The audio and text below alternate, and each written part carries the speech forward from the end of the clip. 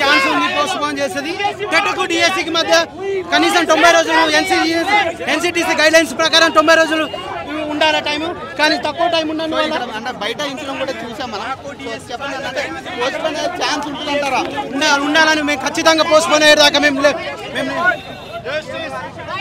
Postpone చేస్తారనుకోండి. అదే నిన్న కూడా గ్రూప్ 2కి సంబంధించి క్లారిటీ ఇస్తామన్నారు కానీ డిఎస్సి గురించి ఎక్కడ మాట్లాడలేదు.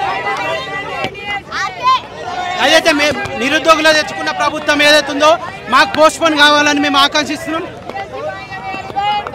ముఖ్యమంత్రి గారికి ఇదే కోరుతున్నాం, పోస్ట్పోన్ కంపల్సరీ కావాలా. డిఎస్సి ఎన్సిటిసి గైడెన్స్ ప్రకారం టెట్కు డిఎస్సికి మధ్య 3 నెలల సమయం ఉండాలా. కానీ సమయం లేకుండా పిల్లలకు ఒత్తిడి చేస్తూ తొందర ఎగ్జామ్స్ నిర్వహించడం మాకు ఇబ్బంది కలిగిస్తుంది.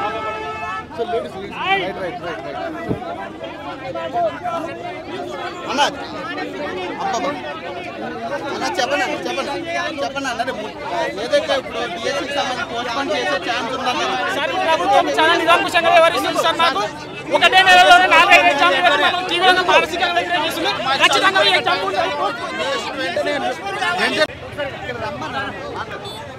ఏమని చెప్తారు బ్రదర్? మీ ఏంది ప్రధానమైన డిమాండ్ ఏంటి?